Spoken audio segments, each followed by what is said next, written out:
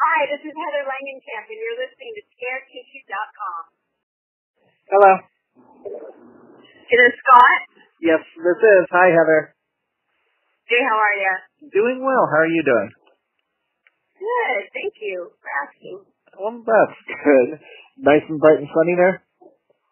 Oh my gosh, I have the air conditioner on. It's 84 degrees, and it's 5:15. It's insanely hot today. I am looking at 6 inches of snow, so I'm very jealous right now. I know, I'm pretty in the middle, yeah. It's snow, I'd love to see some snow right about now. Oh, yes. Well, first of all, I'm recording this call right off the bat, so I don't have to press any buttons or anything like that. It is being recorded. But I do appreciate you taking the time to talk with me today. Tell me a little bit about Scare Tissue just for a second so I know what kind of audience you have. We're basically a horror movie site that we got started about 3 years ago. It was my friend and his friend started the site, and we started writing, and we started working with it, and we picked up an audience here. So it's basically just horror movie reviews and news. Nothing too exciting out there. The same out there. I mean, we're just horror fans, and we really get into the genre. Great. They're my kind of people. So, I guess I'll start out here by saying, I'd like to start out by saying it's quite an honor to speak with you. Not only did you portray one of the most memorable final girls in horror, but you starred in 2 movies that are considered genre game changers, which were Nightmare on Elm Street and New Nightmare. Looking back, what were your expectations just starting out? As an actor, like when I was very young? Yes. My expectations were, they weren't that high. I mean, I really, of course I wanted to have a successful career, but I also knew how hard that was in this town to have a successful career. So I kept giving myself, like, if I haven't gotten a big part by the time I'm, 20, or if I haven't gotten a big part by the time I'm 25, I always put these limits on myself. And even though I love being an actor, I've always been a really practical person, and I kind of knew that regardless of your talent, sometimes it just doesn't happen for some people. And so I was really lucky. When I was 18, 19 years old, I played Nancy, and ironically, as popular as that movie has become, it didn't start out that way, and it was very hard to get work, even with such an important role under my belt. And that always discouraged me, frankly, and I'd be involved in. Now, when you were asked to come back for Dream Warriors, did you expect it to revitalize the franchise the way that it did? Well, no. I think that what I realize now in retrospect is that it not only revitalized the franchise, but it actually kind of mythologized the Nancy character in a way that allowed her to become this amazing final girl. I mean, I think that if Nightmare 3 had not been made, I don't know if Nancy's reputation would have been cemented into the hearts of all the fans the way that she was when she hit. That kind of goes back to your new project here, Home. You're now playing the unbelieving mother rather than the hunted final girl. How strange is that to make that jump?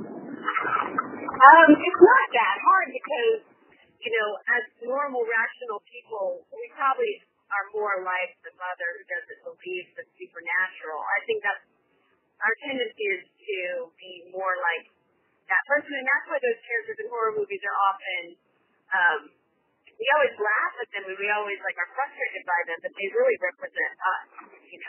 We're the ones who poo-poo the idea that aliens exist or whatever. We all try to be so rational, and so that part is actually quite easy to play. The hard part is playing it with sympathy so that you don't come off as being a caricature. You don't want to become the caricature of the unbelieving mother. And, even how Marge, my mother in Nightmare on Elm Street, all of her, refrain of, oh, honey, you just need more sleep, you just need more sleep, it kind of becomes a joke by the end.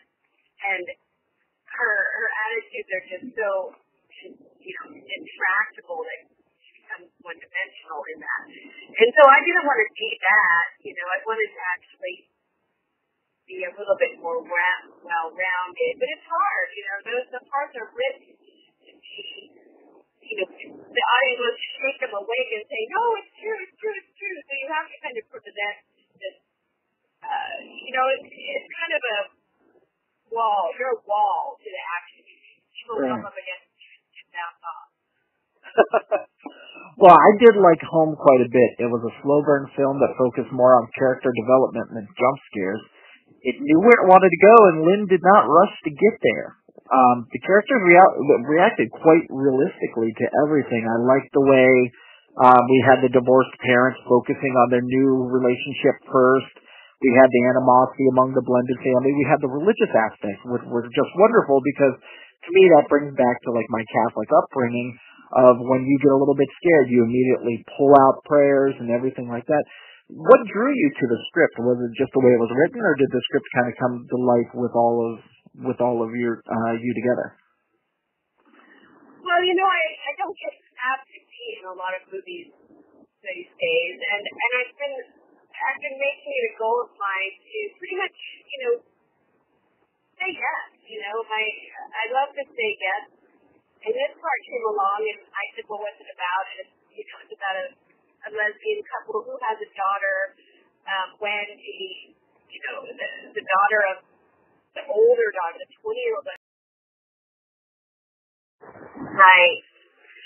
Maybe it's all been done. I actually have an opportunity. I'm going to play a small part in Hellraiser, the new Hellraiser.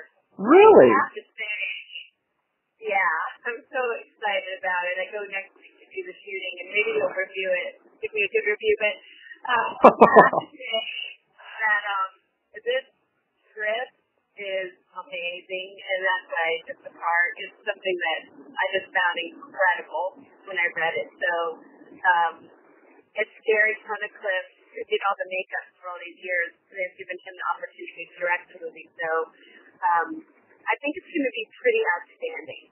Really? Where are you guys shooting at? In Oklahoma City. Yeah, where I'm from, Oklahoma. Yeehaw!